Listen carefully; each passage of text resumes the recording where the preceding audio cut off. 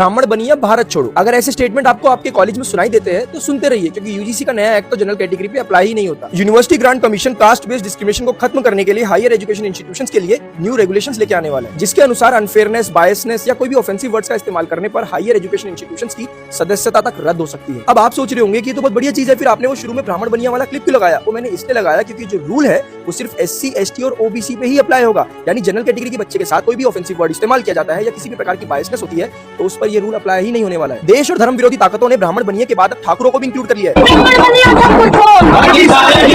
Regulations में cast के अलावा रिलीजन, रीजन और डिसेबिलिटी को भी इंक्लूड किया गया है। बस एक सिंपल सी लाइन लिखनी थी आपको कि भाई किसी भी बच्चे के साथ किसी भी प्रकार का डिस्क्रिमिनेशन नहीं होना चाहिए, चाहे वो किसी भी कास्ट का हो, कहीं से भी वो आता हो, कोई भी भाषा वो बोलता हो। मैं इस बात को मानता हूँ कि आज भी हमारे देश में SC, ST के साथ सामाजिक रूप से डिस्क्रिमिनेशन होता है, लेकिन मुझे इस बात का भी विश्वास है कि इस समाज से आने वाले पढ़े लिखे साथी इक्वालिटी चाहते हैं, किसी भी प्रकार का बायस्ड रेगुलेशंस नहीं। आप खुद सोचिए कि अगर किसी जनरल कैटेगरी के बच्चे पर किसी ने फेक एलिगेशन लगा दिए तो उस बच्चे का क्या होगा? और ये जो हिंदू राष्ट्र, हिंदुत्व, ब्राह्मणवाद के नाम पर गालियां देता है वामपंथ, उनके तो पर लग जाएंगे। आप ये समझिए कि दलितों को तो सनातन धर्म से दूर कर दिया गया। अब एक तबका जाटों को ये समझा रहा है कि जाट हिंदू नहीं थे, सिखों के दिमाग में खालिस्तान डाल दिया और देश के गरीबों को क्रिश्चियन मिशनरीज ने पकड़ रखा है, और 24 घंटे हम आपस में एक दूसरे की जाति, क्षेत्र और भाषा को तो गाली देते ही रहते हैं।